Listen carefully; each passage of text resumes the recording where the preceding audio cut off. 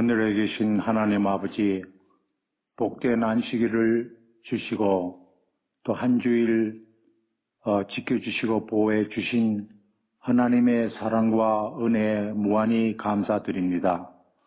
몇 달 동안 바이러스로 교회에 함께하여 찬양 드리지 못하고 온라인으로 예배를 드리고 있지만 미디어 팀에 수고해 주시는 분들에 의해 집에서 예배를 드릴 수 있어 감사드립니다. 어려운 시기에 모든 믿음의 가정들에게 믿음으로 말씀으로 모든 것을 극복해 나갈 수 있는 은혜를 허락하여 주시옵소서. 특별히 몸이 불편하신 성도님들에게도 치료의 손길이 함께하옵소서. 말씀을 주실 목사님에게 성령 충만한 은혜로 임하여 주옵시기를 예수님의 이름으로 기도.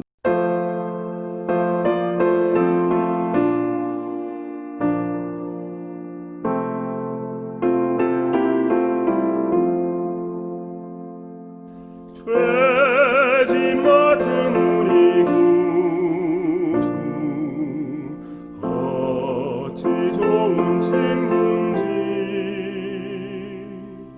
걱정 근심 모든 것을 고한 사람 복 받네.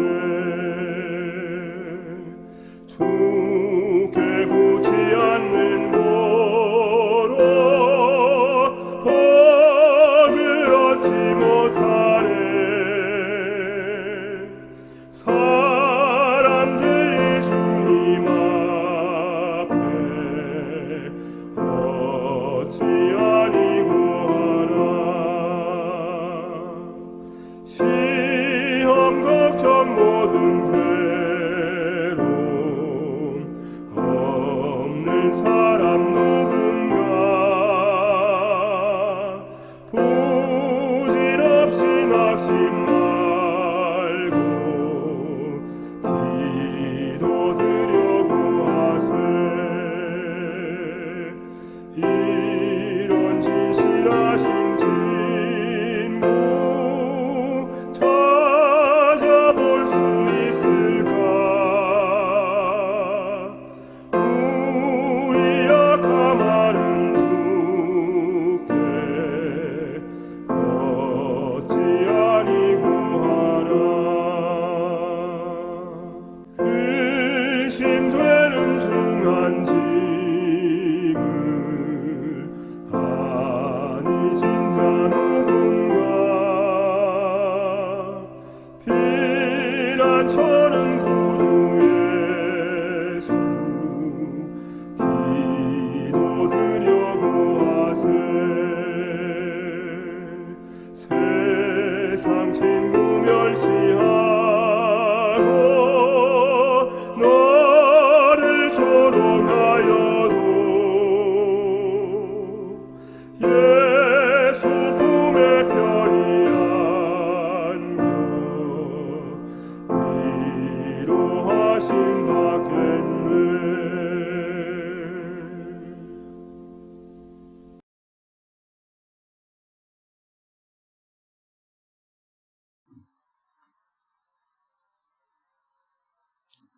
오레곤 중앙교회 성도 여러분, 한 주일 동안 평안하셨습니까? 또 건강에 어려움은 없으셨는지요? 이 코비드-19 사태가 끝날 듯 나아질 듯 하다가 또다시 어려운 국면에 또 처하게 되었습니다. 여러분들께서 뉴스를 통해서 다 들으신 대로 지난 주 중에 지금까지 미국 내 역대 감염자 숫자를 갱신하는 하루에 거의 25,000여 명 이상의 숫자가 감염되는 그런 어려운 사태를 또다시 맞이하게 되었습니다. 이런 어려운 상황 가운데서 우리가 하나님께 주시는 보호함과 또 은혜 속에서 하루하루 살아가는 것이 얼마나 참 기적 가운데 살아가는 것인지, 그리고 우리가 지난날 살아왔던 모든 시간들이 얼마나 귀한 시간들이었는지를 마음속 깊이 뼈저리게 느끼는 시간인 것 같습니다. 우리가 지금 힘들고 더 어려운 상황을 맞이했다 할지라도 반드시 끝은 오리라고 생각합니다.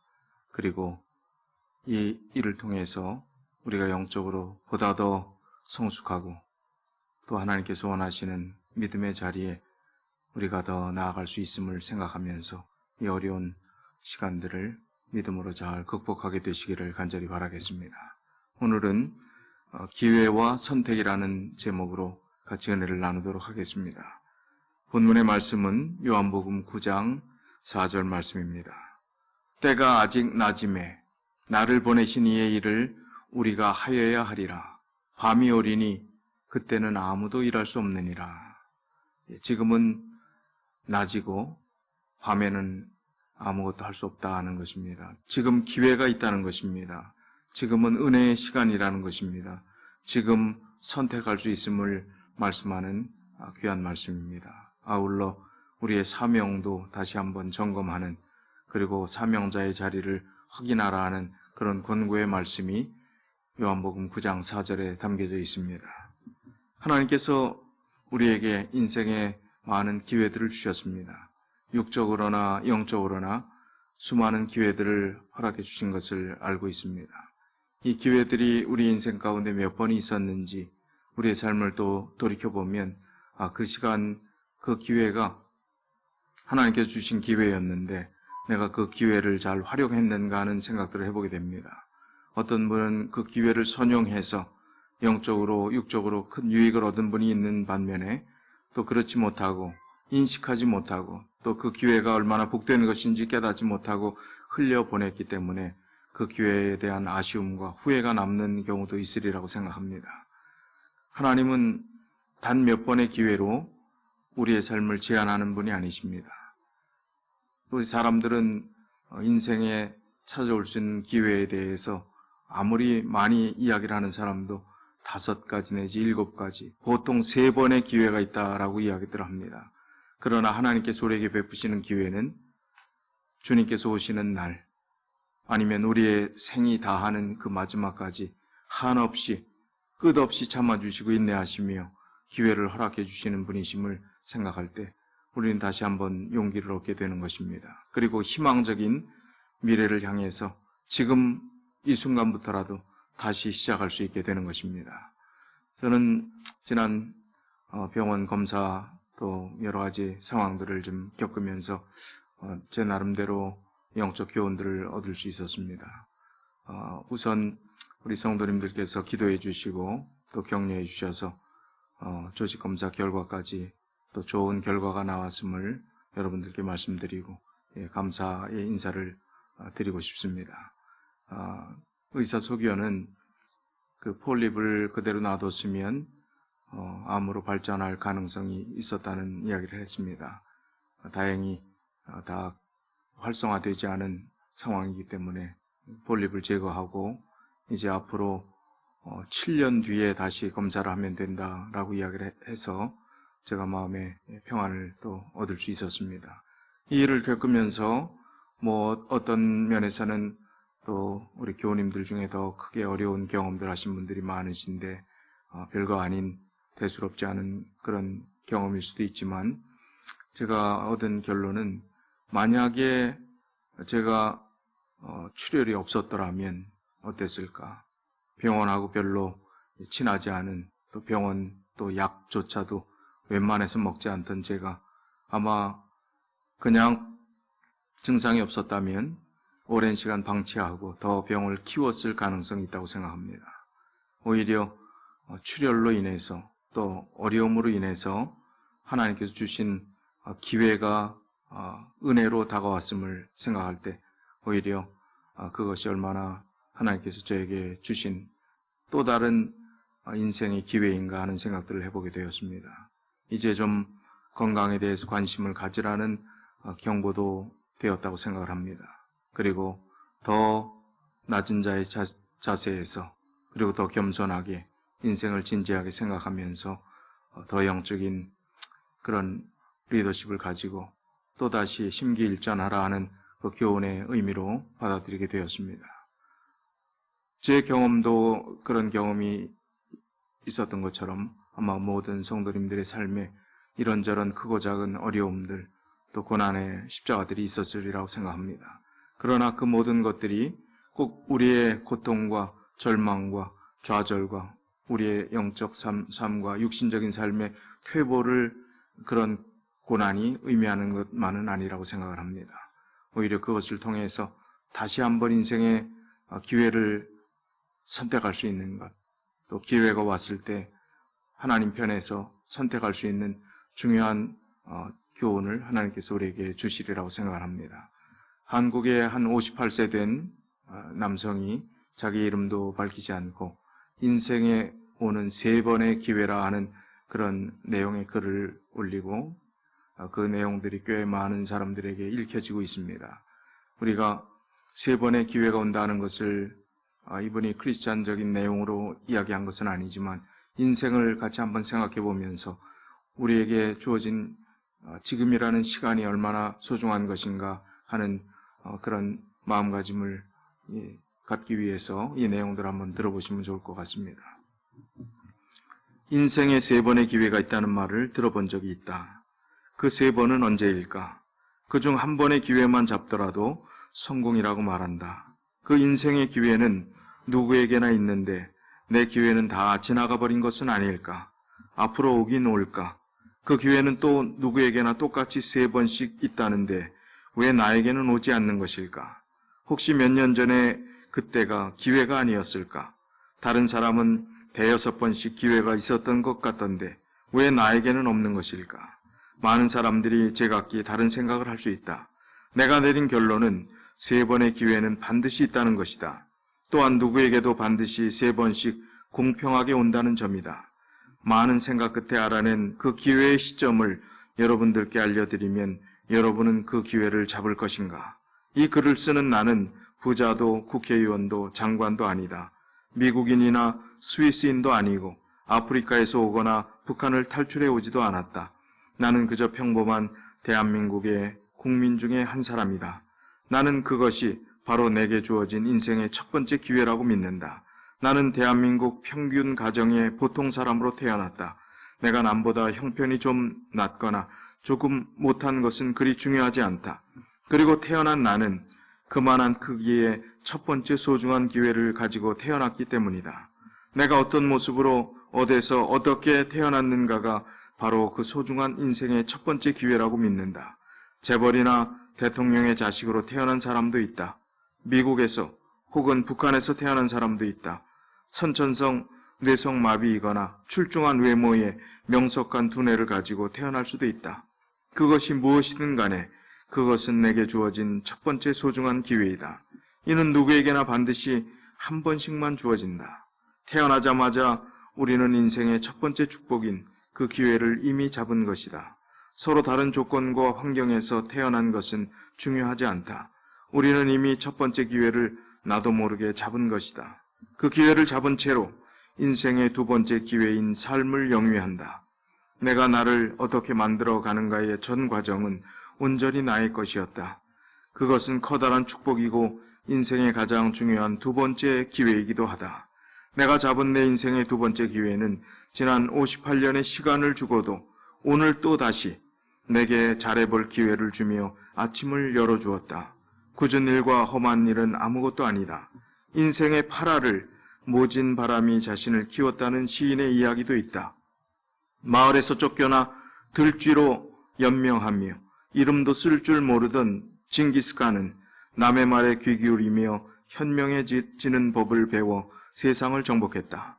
나를 어떻게 만들 것인가 하는 문제는 전적으로 나에게 귀속되는 문제다. 남에게 의존할 일이 아닌 것이다. 어떤 말을 하고 어떤 글을 쓰며 어떤 행동을 할 것인가는 스스로 결정하는 것이다. 이러한 모든 나의 행위는 나를 형성해 간다. 그것의 결과로 우리는 내가 되어가고 있을 뿐이다. 따라서 이 인생의 2번째 기회는 3번의 기회 중 내 의지대로 따라주는 아주 착한 기회이다. 내가 만들 수 있다는 점에서 가장 중요한 기회이기도 하다. 그렇다면 마지막 3번째 기회는 언제 오는 것인가? 그것은 바로 우리가 정주영이나 스티브 잡스 같은 제 스스로 인생을 만들어가는 사람에게 영향을 주는 것이다. 또한 우리가 가졌던 첫 번째와 두 번째 기회를 이용해 자식 혹은 제3자에게 영향을 끼치는 일이다.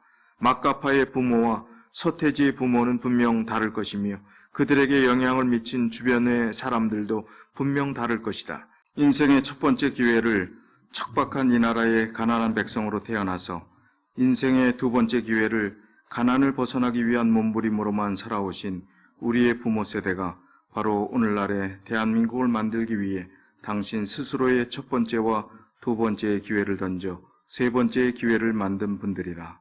인생의 세 번의 기회는 내가 모르는 중에 슬며시 다가와 사라지는 로또 같은 기회가 아니다. 지금 확실히 우리 곁에 와 있다.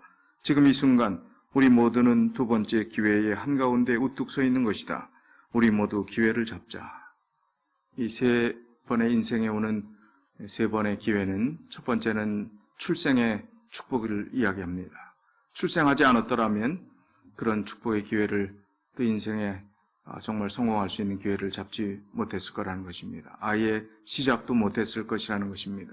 두 번째는 오늘 우리가 살고 있는 이 삶이 축복이라는 것입니다. 그리고 기회라는 것입니다. 이것은 내가 만들 수 있는 착한 기회라는 것입니다.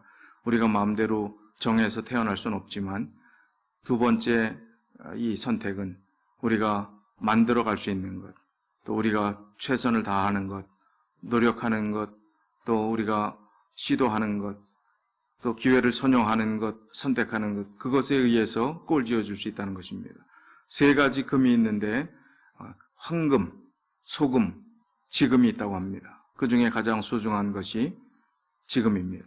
황금, 소금은 우리가 끝까지 일시적으로 사용하고 또 붙잡고 있었을 수는 있지만 영원한 것이 아니라는 것입니다. 그러나 가장 소중한 것은 지금, 이 순간, 또 지금 우리가 사는 현실이 값으로 매길 수 없는 가장 소중한 것임을 강조하고 있는 것입니다.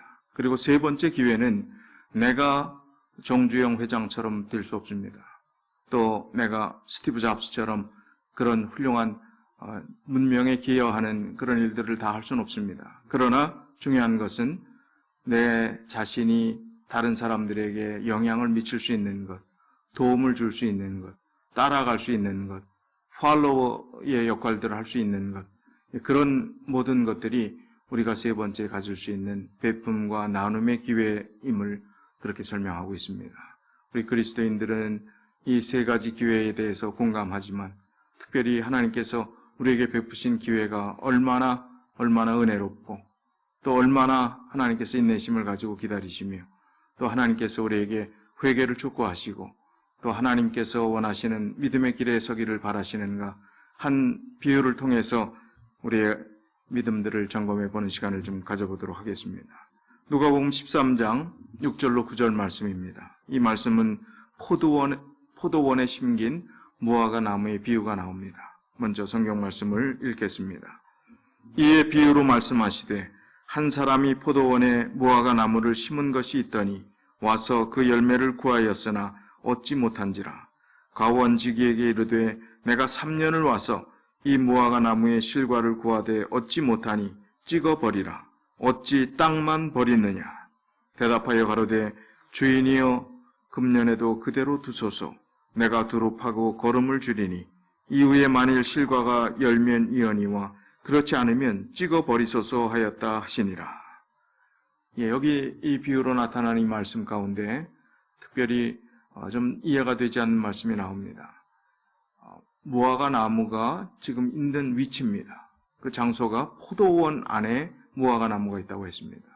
무화과 나무와 포도나무의 가치를 비교해 보면 이스라엘 백성들의 팔레스타인의 어떤 이 가치로 따진다면 포도가 훨씬 더 값나가는 가치가 있는 것입니다. 그리고 무화과 나무 무성해서 자리만 차지하고 또 그 그늘로 인해서 포도 재배의 면적이 줄어든다면 그것은 무화과 나무로 인해서 더 가치 있는 것들을 희생해야 되는 그런 상황인 것입니다.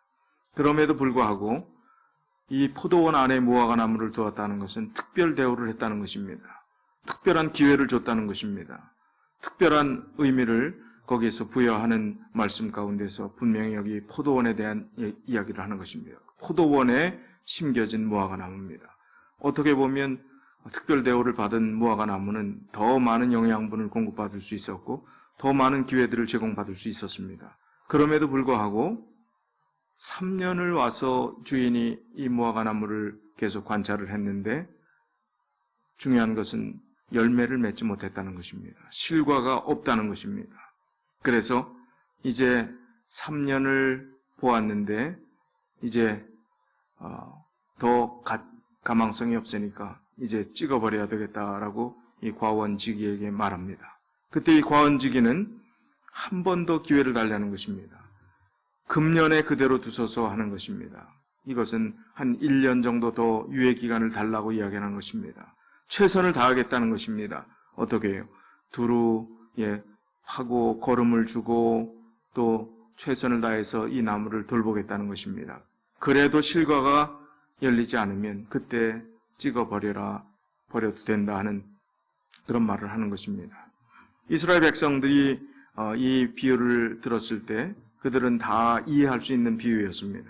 이 비유 바로 직전에 있는 성경 구절을 보면 누가복음 13장 5절에 있는 말씀을 보면 너희에게 이르노니 아니라 너희도 만일 회개치 아니하면 다 이와 같이 망하리라 하는 말씀 뒤에 이 무화과 나무의 비유가 나옵니다. 이 말씀은 누가복음 13장 1절로 쭉 내려가는 이 말씀을 보면 어떤 사건에 대한 언급이 있습니다. 유대인들이 유대 총독 빌라도에게 반기를 들고 어떤 면에서는 폭동 직전의 분위기로 긴장이 고조된 사건이 있었습니다. 그 사건은 갈릴리에 있는 한 사람이 성전 뜰에서 제사를 드리고 희생 제물을 드리고 있는데 이 로마의 군대가 성전 뜰 안에까지 들어와서 이 갈릴리 사람을 더군다나 제사 드리고 있는 이 갈릴리 사람을 죽인 사건입니다.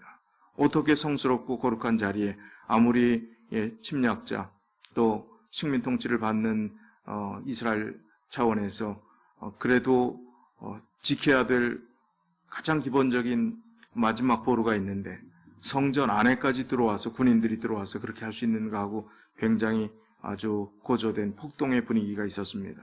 그때 예수님께서 그 말씀을 들었을 때 많은 청중들과 제자들은 그 갈릴리 사람을 그렇게 한 이 로마 군대가 정말 천벌을 받을 일이다라고 아마 이야기하기를 기대했을지 모르겠습니다. 그 이야기 뒤에 한 사건을 또 이야기를 합니다. 망루, 높은 곳에서 그 망루가 무너져서 죽었던 18사람의 이야기를 이야기하면서 그 사람이 또 갈릴리에서 죽임을 당한 그 사람이 지금 살아남아 있는 사람들보다 더 죄가 많아서 그렇게 되었는가? 그렇지 않다는 것입니다. 회개하지 아니하면 같은 결과를 가져올 수 있음을 이야기하는 것입니다. 파멸의 결과, 마지막 죽음의 결과로 끝날 수 있음을 예수님께서 말씀하시면서 바로 이 무화과 나무의 비유를 설명을 하시는 것입니다. 이스라엘 백성들은 다윗의 시 가운데서도 표현했고 그것을 이사야 선지자가 인용해서 이사야 5장 7절에 보면 대저 만군의 여호와의 포도원은 이스라엘 족속이요 그의 기뻐하시는 나무는 유다 사람이라 라고 이야기할 정도로 이 포도나무는 이스라엘 백성의 풍성함, 하나님의 축복, 그리고 유다 백성은 예수님의 계보를 이어 메시아의 계보를 이을 그러한 지파이기 때문에 이스라엘 백성들 가운데서 포도나무라 하는 그 개념은 굉장히 축복의 의미로 사용됐던 말씀입니다. 특별히 하나님의 보호와 축복의 울타리 안에 있는 무화과 나무가 바로 이스라엘 백성들을 대표하는 그러한 표현이었습니다. 이런 표현들은 이사야 61장 3절에 또다시 표현되는 말씀처럼 그들로 의의 나무 곧 여호와의 심으신 바 그 영광을 나타낼 자라 그렇게 이야기를 했습니다. 하나님의 특별한 선민으로 택함을 받은 이스라엘 백성들은 바로 그러한 특별 대우를 받으면서 어떻게 해야 된다고 했습니까? 의의 나무 곧 여호와의 심으신 바 그 영광을 나타낼 자라고 했습니다. 영광을 나타내고 하나님을 드러내고 온 세상에 정말 하나님의 놀라운 사명을 또 예수님께서 이 땅에 오셔서 그 사명을 우리들에게 위탁하시는 그 모든 과정까지 하나님께서 원하시는 일이 무엇인가를 깨닫고 그 사명을 이스라엘 백성들이 깨닫고 실천해야 했습니다. 그러나 하나님께 영광은커녕 오히려 장애물이 되었습니다. 특별 대우를 받았던 그들이 오히려 하나님의 사명의 방해꾼이 되었다는 이야기입니다.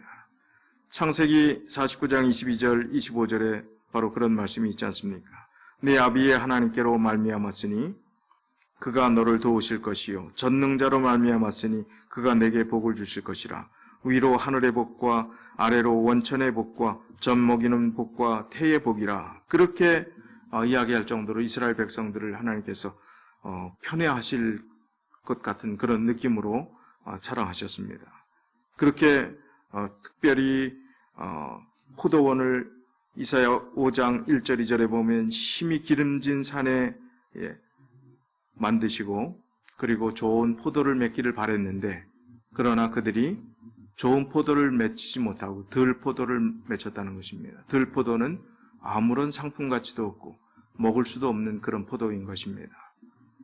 바로 좋은 포도를 맺기를 바랬지만 그런 포도를 맺힌 이스라엘 백성들, 기회를 주었지만 그 기회를 선용하지 못했던 이스라엘 백성들을 이야기하면서 그리고 예수님께서 이제 청중들을 향해서 이 무화과나무의 비유를 말씀하시면서 이 기회라는 것, 회개하지 않는다는 것, 그리고 심판이라는 것, 그런 의미들을 인식하기를 바라면서 끝까지 언제까지나 인내하고 언제까지나 참지는 않는다는 것입니다. 반드시 심판이 있다는 것입니다. 그 심판이 있기 전에 회개하지 않으면 안 된다는 것입니다. 회개하지 않으면 결과는 그러한 결과를 가져올 수 있음을 이야기하는 것입니다. 비유 속에서 이 포도원지기는 그 나무가 열매를 맺지 않으면 찍어버리겠다는 선고에 대해서 아무런 이의를 제기하지 않았습니다. 그러나 그 열매 없는 나무에 대하여 포도원 주인이 얼마나 관심을 가졌는지를 알고 있습니다. 여기는 성경에는 3년 정도를 지켜보고 3년 동안 열매가 없으니까 찍어버리겠다고 했는데 실제로 팔레스틴 지역에서 무화과 나무가 열매를 맺기 위한 기다림의 시간은 늦어도 3년은 기다려야 열매를 맺힌다는 것입니다. 그렇다면 성급한 주인이 3년이면 정상적으로 열매를 맺을 시간이 되었는데 그 3년을 기다리면서 열매가 없다고 했겠습니까? 그렇지 않다는 것입니다. 신학자들은 또 주경학자들의 강의 내용 가운데 보면 이 3년은 더하기 3년입니다. 그러니까 도합 6년을 기다렸다는 것입니다. 3년은 정상적인 기간, 또 3년을 지켜봤는데도 열매가 없었기 때문에 찍어버리겠다는 것입니다. 땅만 버린다는 것입니다. 포도나무 경작할 그 땅만 갉아먹고 아무런 의미가 없는 무의미한 시간들을 보내는 이 무화과 나무는 더 이상 소용이 없다 이야기를 하는 것입니다. 그런데 이 과원지기는 바로 예수 그리스도로 묘사된 이 과원지기가 하는 말씀은 주인이 그렇게 강하게 이야기했지만 금년에도 그대로 두소서 자기가 노력하겠다는 것입니다. 내가 두루 그 고랑 옆에를 파고 또 거름을 주고 정말 열심히 최선을 다해서 돌보겠습니다. 기회를 달라는 것입니다. 이미 오랜 기회를 줬지만 그 기회를 선용하지 않았다. 이제는 더 이상 가망이 없다고 이야기를 하는데 기회를 준다는 것입니다. 그러니까 조금 더 참고 인내하라는 말씀을 하는 것입니다. 이 과원지기는 희망이 없어 보이는 나무지만 가꾸는 것을 거절하지 않았습니다. 예수님께서 희망이 없는 사람처럼 보이는 그 사람마저 포기하지 않으신다는 것입니다. 그리고 인내로 더 정성을 기울인다는 것입니다. 이 나무에 손질을 하겠다는 것입니다. 더 좋은 환경을 만들겠다는 것입니다. 포도원 주인과 이 포도원지기는 무화과 나무에 대해서 같은 관심을 가지고 있었습니다. 지금 드린 말씀의 설명들은 실물교훈에 있는 말씀입니다. 이와 같이 하늘 아버지와 아들의 선민, 택함을 받은 백성, 즉 이스라엘에 대한 사랑은 동일하였다. 그리스도께서는 청중들에게 좀 더 기회가 주어질 것이라고 말씀하셨다. 그들로 하여금 세상에 축복이 될 열매 맺는 의의 나무가 되도록 하나님의 사랑이 고안해낼 수 있는 온갖 방법이 다 동원된 것이다. 비록 예수님께서는 비유 속에서 과원지기의 수고의 결과에 대해서는 아무 말씀도 하지 않으셨다. 거기서 그의 이야기는 중단된다. 자, 여기서 그러면 이 과원지기, 예수님으로 상징된 이 과원지기가 1년 그대로 두소서, 금년엔 그대로 두소서 했는데 그럼 그 뒤의 이야기는 어떻게 되었는가에 대한 결론이 성경에 기록되지 않았다는 것입니다. 그 결론은 독자의 몫이라는 것입니다. 읽는 사람의 몫이고 읽는 사람의 선택이라는 것입니다. 그 과수지기가 최선을 다해서 그리고 돌보고 가꾸었을 때 회개의 열매를 맺힌 사람들에게 영적으로 그 무화과 나무는 정말 가능성이 없어 보였지만 열매를 맺혔을 것이고 여전히 회개하지 않고 그 의미를 이해하지 못하고 그 기회를 선용하지 못하고 그 좋은 기회를 바른 선택을 하지 못했던 사람들에게는 여전히 열매 없는 나무가 되고 이제 주인이 그 나무를 찍어버리라 하는 그 결론에 도달했을 것이라는 것입니다. 두 가지 선택의 기로에서 분명히 둘 다는 없습니다. 중간지대는 없습니다. 둘 중에 하나일 뿐입니다. 우리에게 주어진 기회가 바로 둘 중에 하나인 것입니다. 이 경고는 이 시대를 살아가는 우리에게도 적용되는 것이라고 했습니다. 무관심한 자들이여, 그대들은 주의 포도원에 열매 없는 나무가 아닌가. 운명을 결정하는 말이 오래지 않아 그대들을 향하여 선고되지 않겠는가. 그대들은 얼마나 오랫동안 하나님의 선물을 받아왔는가. 또 주께서는 얼마나 오랫동안 그대의 사랑의 보답을 바라고 기다려 오셨는가. 하나님의 포도원에 심겨지고 포도원지기에 주의 깊은 돌봄을 받아온 그대의 특권은 얼마나 놀라운 것인가.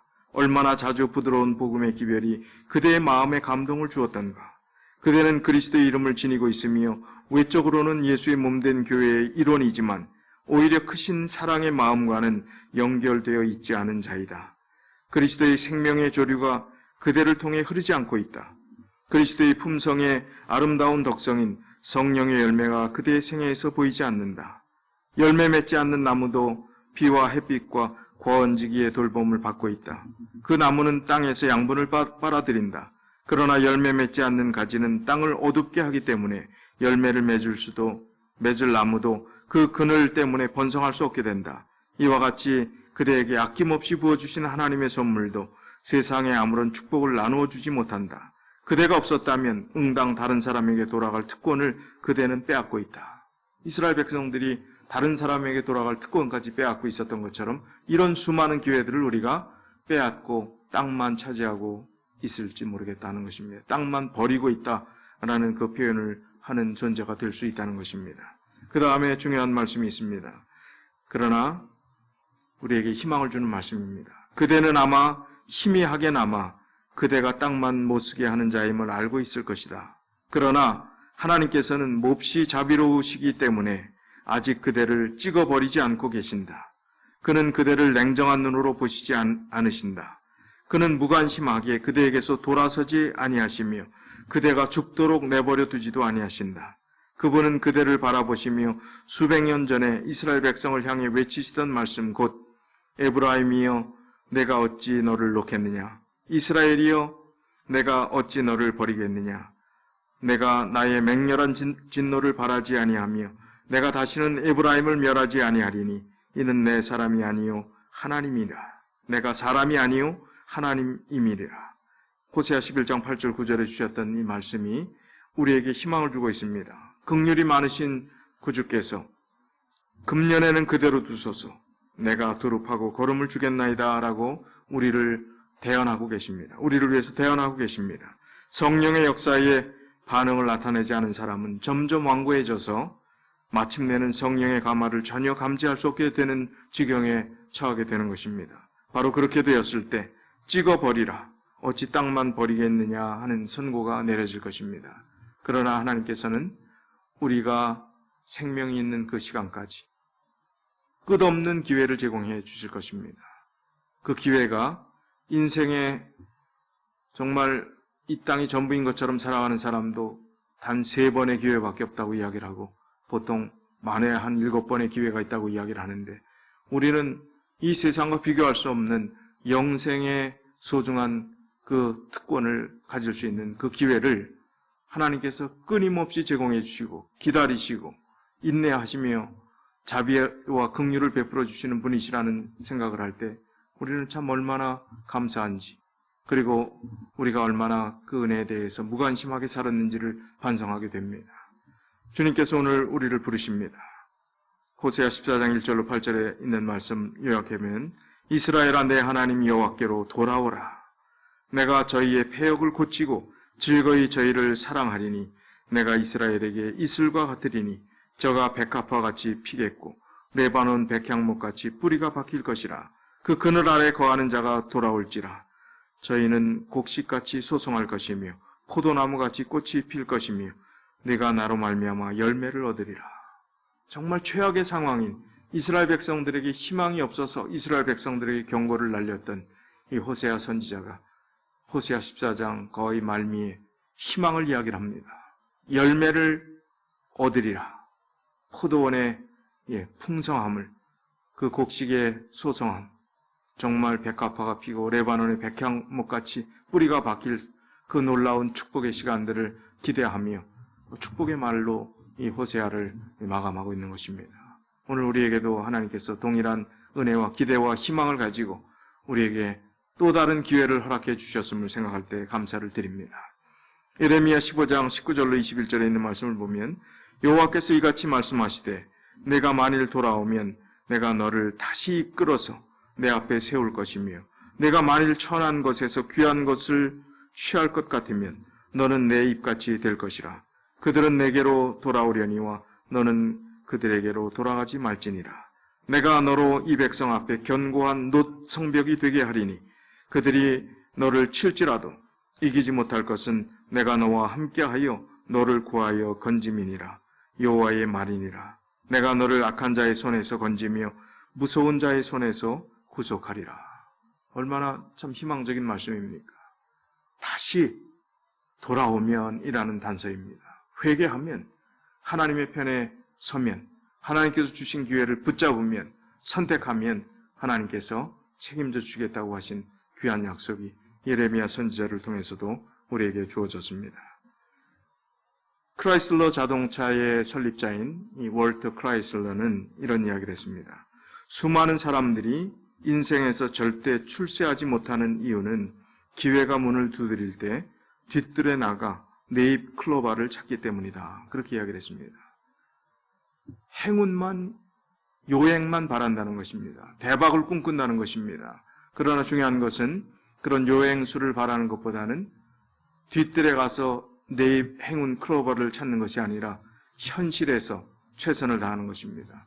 그리고 현실에서 하나님께서 주신 나에게 주어진 믿음의 분량대로 또 나에게 주어진 달란트대로 하나님께 주신 그 재능을 활용하여 그 달란트를 묻혀두거나 썩히지 않고 하나님께 주신 그 달란트를 활용하는 그 일이 더 소중한 것임을 크라이슬러의 이야기를 통해서 교훈을 얻을 수 있습니다. 아라비아 속담에는 또 이런 말이 있습니다. 다음에 4가지는 돌이킬 수 없다. 4가지 중에 하나는 뱉은 말입니다. 입 밖으로 나온 말입니다. 아차 하고 내가 후회를 해도 소용이 없는 것입니다. 이미 뱉어진 말입니다. 상대편은 이미 깊은 상처를 받은 뒤입니다. 아무리 주워 담으려고 해도 또 가서 사과를 하고 또 다시 어떤 관계를 회복하려고 해도 참 쉽지 않은 것이 뱉어진 그 말로 인해 얻어진 그 상처인 것입니다. 그래서 뱉은 말, 쏜 화살, 관역을 향해서 이미 활 시위가 당겨지면 그 활은 되돌릴 수 없는 것입니다. 과거 생활이 다시 돌이킬 수는 없는 것이죠. 그리고 게을리한 기회, 이 4가지가 바로 다시 되돌릴 수 없는 것이라고 했습니다.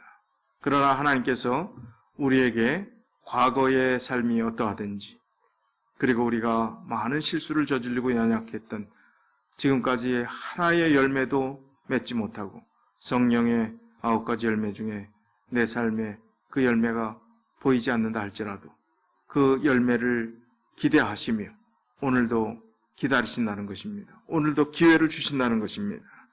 우리가 하나님께서 주신 이 은혜가 얼마나 귀한 것인가, 또 하나님께서 우리를 그리스도인으로 불러주셨다는 것이 얼마나 소중한 것인가, 그 존귀함을 깨달아야 되겠습니다. 자존심만 높아서가 아니라 영적 자존감을 가져야 되겠습니다. 하나님의 자녀라는 정말 든든한 마음가짐을 가져야 되겠다는 것입니다. 시편 49편 20절에 보면 존귀에 처하나 깨닫지 못하는 사람은 멸망하는 짐승 같도다 했습니다. 하나님께서 그런 기회와 은혜를 주셨는데 그 영적 하나님께서 주시는 의미를 전혀 이해하지 못하는 사람은 그냥 한평생 생리적 본능에 따라 살아가는 짐승, 먹는 것, 그리고 자기 움켜쥐려고 하는 종족 간의 서열 싸움 하듯이 그 같은 짐승들이 서열을 다투는 것을 보시지 않습니까? 고양이도 서열이 있고 또 개도 서열이 있고 그 서열이 얼마나 철저하게 지켜지는지 모릅니다. 밥 먹을 때 그 서열을 어겼다가는 어김없이 공격을 당하지 않습니까? 그런 짐승과 마찬가지라는 것입니다. 인생이 그렇게 정말 추락할 수 있다는 것입니다. 우리가 존귀에 처한 자임을 생각하고 존귀에 처한 사람들이 영적 삶을 추구하고 하나님 안에서 하나님이 주신 기회를 붙잡고 살아가는 그런 지혜자가 다 되어야 할 것입니다. 이런 기회들을 가지고 우리는 하나님께 주신 기회를 어떻게 선용하고 살아야 되겠는가? 갈라디아서 5장 13절로 15절에 우리가 잘 들어보신 말씀을 우리가 같이 나누도록 하겠습니다. 형제들아, 너희가 자유를 위하여 부르심을 입었으나 그러나 그 자유로 육체의 기회를 삼지 말고 오직 사랑으로 서로 종노릇하라. 온 율법은 내 이웃 사랑하기를 내 몸과 같이 하라 하신 한 말씀에 이루었나니 만일 서로 물고 먹으면 피차 멸망할까 조심하라. 하나님께서 주신 그 기회를 육체의 기회로 삼지 말라는 것입니다. 이 육체의 기회는 뭐라고요? 그 뒤에 만일 서로 물고 먹으면 피차 멸망할까 조심하라 하는 것이 육체의 기회입니다. 정말 어떤 면에서 나에게 그렇게 달갑지 않은 존재, 그리고 어떤 면에서는 그 사람 때문에 내가 하나님 사업도 하기 싫고 또 교회에 헌신하기도 싫고 뒷전에 물러가 있는 그런 마음가짐이라면 그것은 바른 그리스도인의 자세가 아닙니다. 나에게 주어진 기회를 육체의 기회로 삼는 것입니다. 여전히 미워하고 여전히 마음속에 탐탁지 않은 그런 마음가짐을 가지고 살아간다면 그것은 우리의 하나님께서 주신 그 기회를 서로 종노릇하고 어떻게 해요?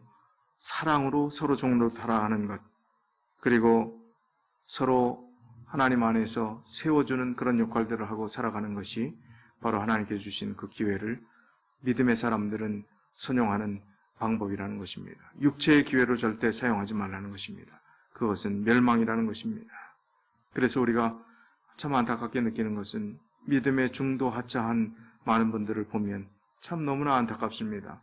존귀에 처하게 하나님께서 우리를 꼴지어 주셨는데 그리스도인으로 불러주셨는데 결국 이 기회를 육체의 기회로 삼고 물고 뜯고 마음의 상처 가운데서 떠나가는 그런 사람들의 모습을 보면서 하나님께 주신 이런 황금의 기회를 이 세상 어떤 것과도 바꿀 수 없는 이 기회를 우리가 놓치게 된다면 얼마나 비참한 결론인가 그런 생각을 하게 됩니다.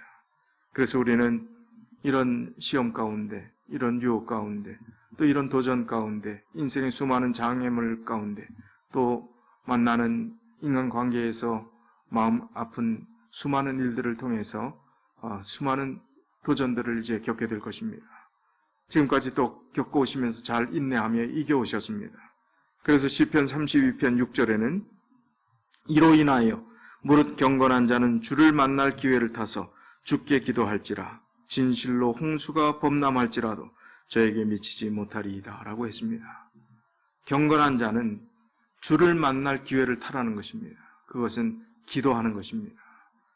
이 기도를 하게 된다면 지금까지 존귀한 자의 그 개념조차도 모르고 여전히 근심하고 염려하고 생리적 본능을 위해서만 살아가려고 거기에 집중했던 우리의 관심사가 달라지게 된다는 것입니다.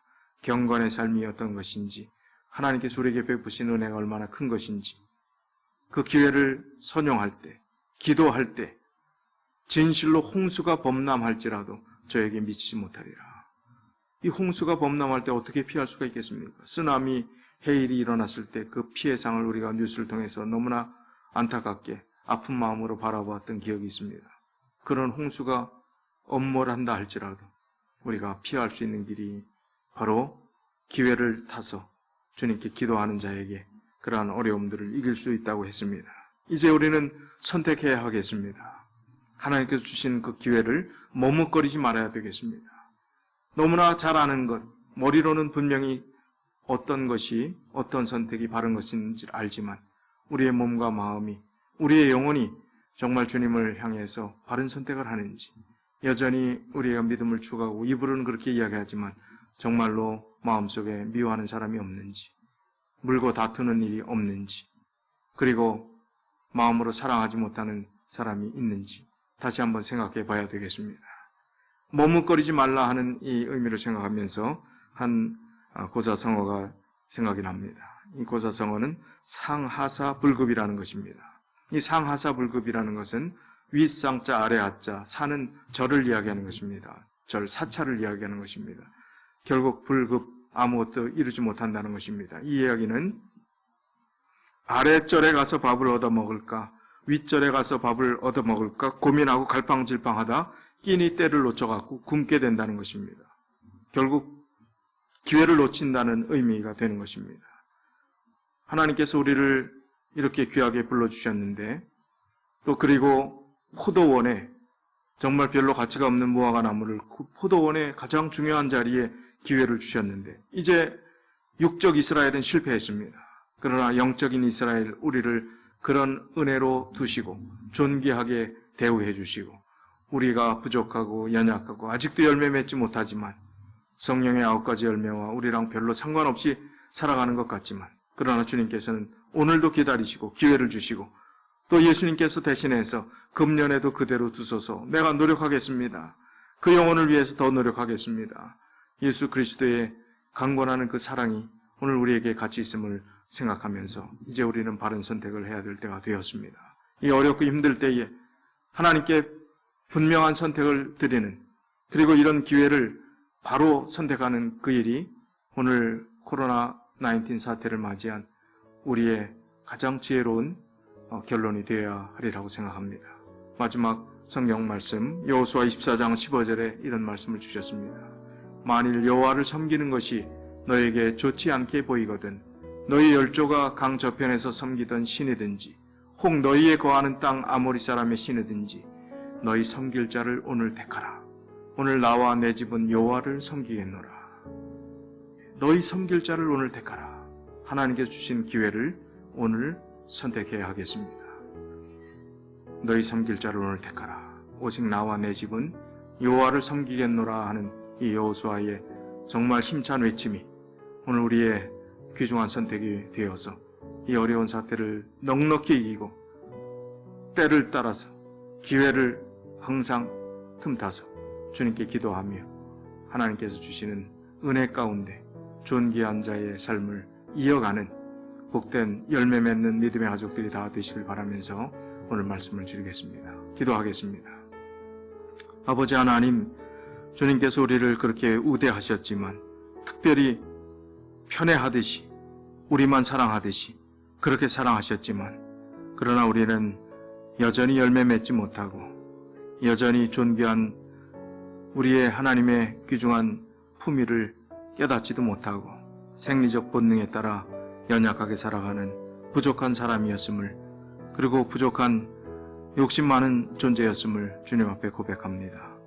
주님, 우리의 영적 눈을 열어주셔서 다시 한번 주님께서 우리를 위해서 중보하시는 그 중보가 한 사람 한 영혼을 귀하게 여기시고 영원한 생명에서 멀어지지 않도록 하기 위해서 우리를 향해서 간절히 부르짖는 그 부름의 음성을 영적으로 우리가 깨닫고 또 느끼고 주님의 그 마음을 다시 한번 마음속에 담아 이제 우리가 바른 선택을 하며 주님께서 주시는 그 존귀한 자의 자리에 꼭 끝까지 남을 수 있도록 주께서 주신 기회를 바른 선택으로 드릴 수 있도록 축복해 주시옵소서.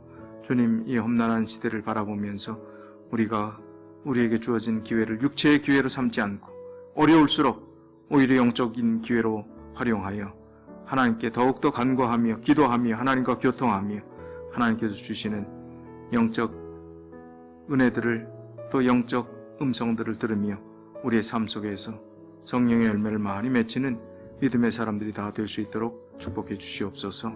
이제 이 어려운 사태 또 다시 감염자들이 급증하는 이 어렵고 두려운 시대 속에서 저희들이 어떻게 살아가야 될지 또 두려움이 엄습합니다.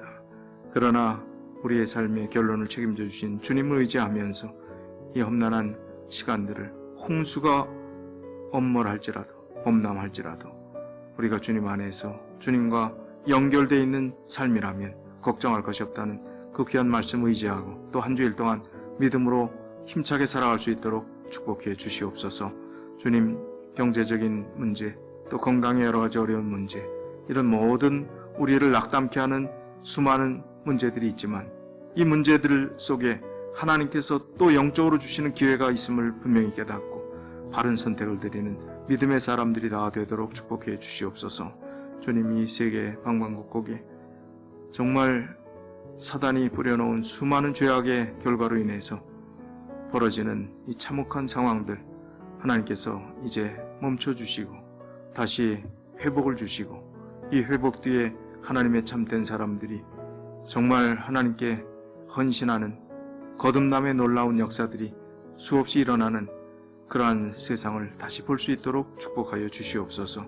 한 주일 험난한 세상에서 저희들 홀로 있는 것이 아니라 주님과 같이 있는 것임을 깨닫고 끝까지 믿음 안에서 용기 잃지 않고 기다려 주시며 또 우리에게 기회를 제공하시는 주님의 사랑 의지하고 승리할 수 있도록 축복해 주시옵기를 예수 그리스도 이름으로 간절히 기도드리옵나이다. 아멘. 예, 성도 여러분, 한 주일 동안 믿음 안에서 건강하게 또 영적으로 우리에게 주어진 하루하루의 기회를 선용하시고 또 귀한 하나님의 편에 아름다운 모든 것들을 선택하시는 우리 모든 가족들이 되시길 간절히 바라겠습니다. 감사합니다.